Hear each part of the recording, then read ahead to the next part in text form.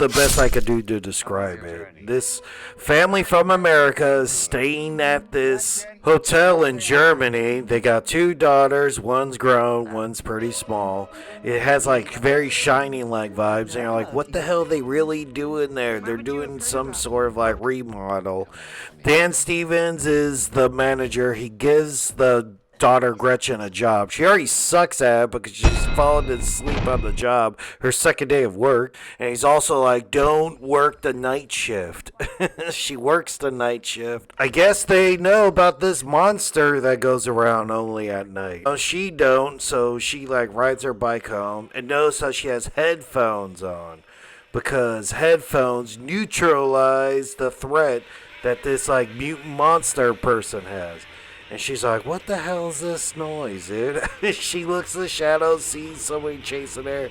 And, oh my God, it's a woman with sunglasses. And she's screaming because it's all auditory. It's like the way she screams, she can like hypnotize people with her voice.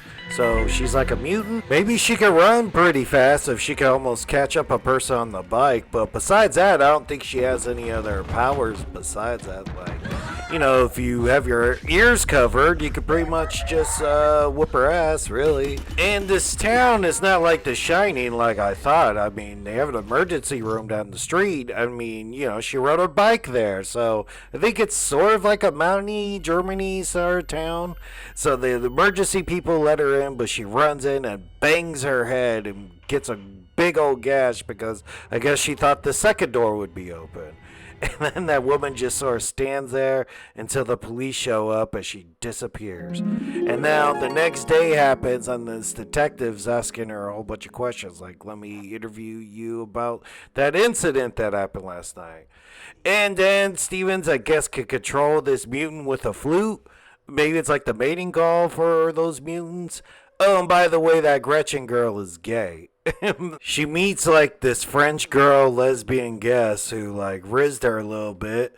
Then they find them making out like it, and then I guess she stole all the money from the cash register and decided to run off with this woman until she saw that scary monster lady standing in the middle of the road.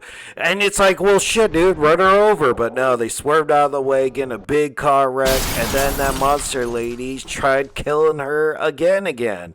But that detective saved her at the last second. Fired some shots at her, but I guess it just like scared her off for the moment.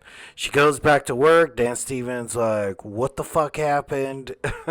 They actually team up, her and the detective. They go on a stakeout because they believe that monster's gonna attack the people who stay in like the Love Nest bungalow.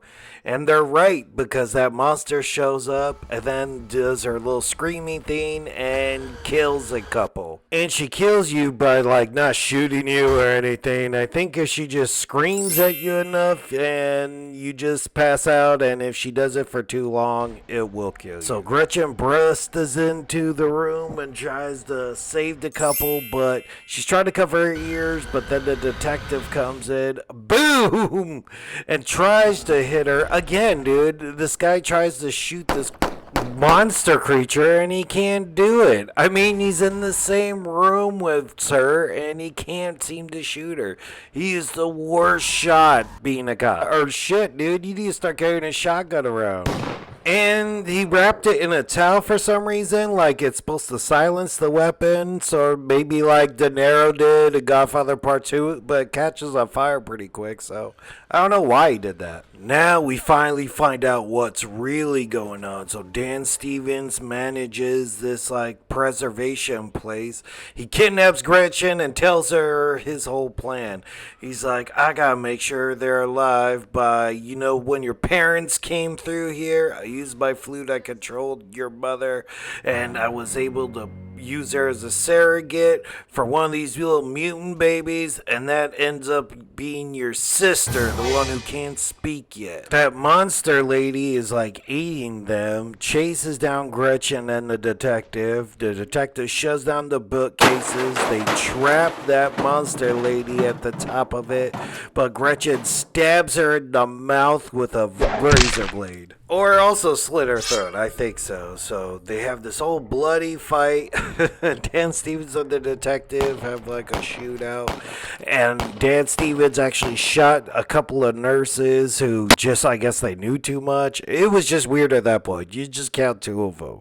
But then the sister actually grabbed a little girl when we're getting out of here. She finally spoke and crippled them, and then once they like snapped out of it, they shot each other. They're dead. That lesbian comes and picks them up, and they drive away in the sunset.